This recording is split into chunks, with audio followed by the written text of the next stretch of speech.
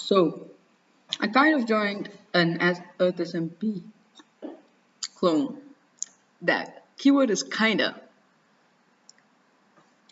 You see, there's a game mode called Townie on a lot of servers, and basically what it is SMP Earth, but with a lot more people. So in SMP Earth there was 60 people, but in Townie Earth there's more than 1,000 players, which are active. So what happens is you have to change all the commands and all the systems to a manner in which it works with 1,000 people. So I'm going to be trying to be the strongest player on the server, and I hope some of you guys will join me on our adventure. The server IP is in the description below, and join me. Let's get into it.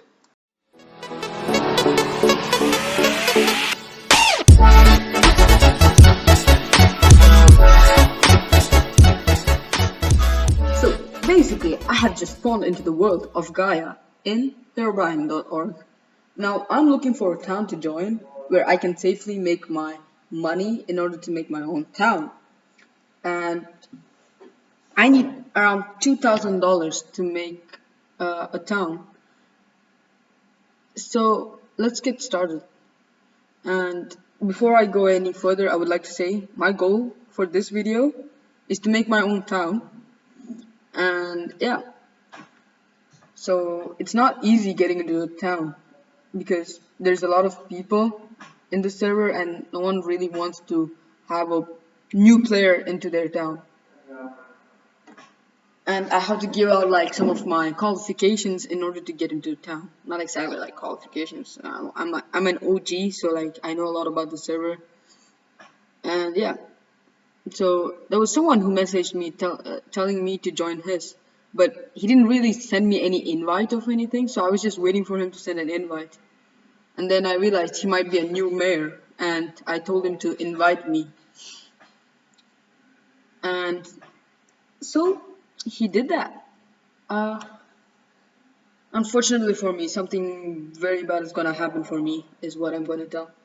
His username doesn't look that professional, so a bit of foreshadowing. Austria shop seems like a very useful like username, because if you think of a shop, you need the name shop in it, so it can bring a lot of money from selling stuff. So I thought, okay, this is gonna be like a merchant shop. Yeah, so this is gonna be good. Let's join this and let's check this town out. Okay.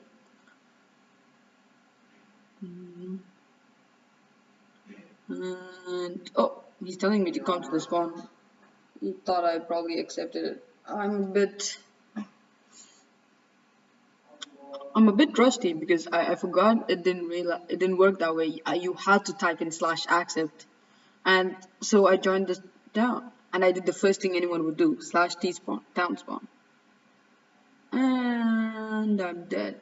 That's called a spawn trap. That's the typical spawn trap, and people often do that in these servers because that's the best way to get a lot of gears and money. And unluckily for him, he didn't get much stuff. He only got like a few bread and a few logs, which would have been very helpful for me, but not for him. Now, if you look at the chat, he actually says red, and he actually is a good friend of mine from a long time ago. And I realized it was Hiyashi, and we were just so like really good friends. So I started talking in caps to him, like, how are you? And then he was like, how am I? I mean, that's not the correct answer. You could just ask, just said, good, how about you? And so on. Then I asked him to invite me. And he said, a person called Ileana, I know her. I hope it's a her.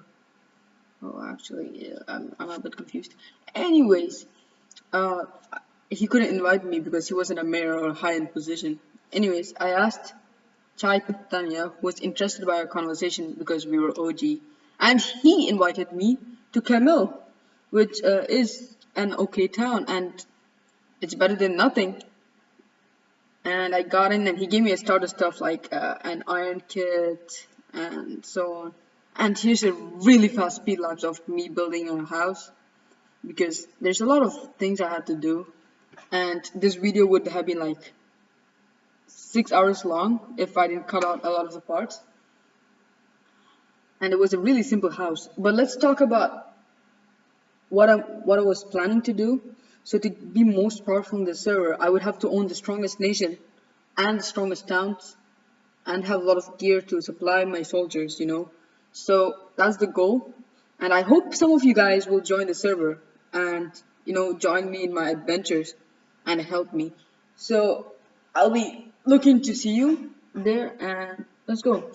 And let's talk about my house. It isn't much big. It's just like a hammer shape is what I would say, with a small doorway uh, and mine going straight down. Well, it kind of became a dungeon to keep all the children in, but I think that's just like a force of habit. Anyways, I built a normal house with a bit of dungeon, and it was a really simple house. It was made out of oak wood as like pillars, and then it was made with cobblestone and some glass panes. And for the roofing, I just put red brick slabs, I believe, yeah, because I didn't want anything to be too expensive, because I'm going to be going out of this house really soon, and I'm not going to be like committing to stay here, because that's not the way I am. Now, while I was thinking of making a town, I was thinking of where I should exactly, place my town. And islands are always the best. I can tell you that. Islands always look the best. And they're the easiest to defend. So the first island you would think of is Australia. Too big. Then you might think of like Balthazar or like and some island like that near Spain and Africa. And that's too small. So like you're looking for New Zealand, but New Zealand is really popular, so like a lot of people occupy that. And then you look at other islands like Sri Lanka, which is good, but people occupy that. And then I went around looking for some islands. I thought of occupying Falklands, Falk lands. Not sure that's the name exactly, but that was too snowy, and I wouldn't get a lot of resources from from such a town. So I decided on going to Jeju Islands in South Korea, and I thought of it as the perfect, because once you get Jeju Islands, there's this another island really close. I'm not sure of the name, and then you can expand into South Korea, which normally do not have a lot of players. Surprisingly, Japan always has a lot of players, but South Korea, no players. Now here you can see me in the chat asking for like missions, and there's three ways to get money. First would be voting. I just voted, so I can't get it. And from voting, you can get missions, which you can do for $200 each. And then the third one would be trading with players. So I can't do any of them because I don't have any valuables to trade with others, or I don't have any missions or voting. So I asked my good friend Hiyashi to lend me some money, because I have lent him some money in the past, and I was hoping he would give me like 150 so I can buy some missions and keep my money growth there. And him being a good friend, he sent me a whole $1,000. It surprised me at the time. I was like, no way he just sent me 1,000. I had to check his balance to see if he was like giving me way too much money, more than he can give me. And then I realized he had like 7K, so he was pretty okay with that finance. And here you see me trying to milk cows, but I don't have the perms to do so. So what happened in between was I got some missions from Hiyashi to do, and two of these missions were like making cakes, which was up to 5 cakes. And you have the missions. So I had 4 missions. The two others were like killing. No, I had 5. 2 were killing mobs, and 1 was making bookshelves. I just thought making bookshelves were gonna be hard, because I think the profit would be very little to me, and maybe it might even go into loss.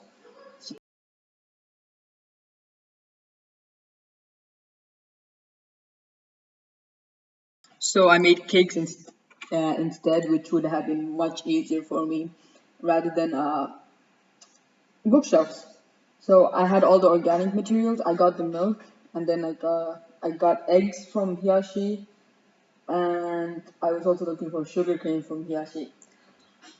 Now it's very good to do missions, but there was a few you could do properly. And what I thought about the other three missions was to sell them for like 150 each, because if you sell a mission for 100, they can still make $100 profit. And if I sell them for 50, the harder missions for 50, they can make 150 profit. So like killing mobs were the harder ones. So I was like, sure, okay, uh, I'll sell them for 50 because then people would buy it. They might not do it, but they will buy it, and I get 50, and that's a profit. So around $200 profit was what I was expecting from selling the missions. Anyways, he actually gives me some of his items I needed for making the cake, and voila, I took all my stuff, and I had sugar canes for like two. Here you see me struggling to make a cake, but yeah, I got how to make it. And then I put the two cakes down. Then I realized, oh, damn, my missions were in the chest, so it didn't count. So the cake didn't count. So I had to do it again, all over again. I had to make 5 cakes.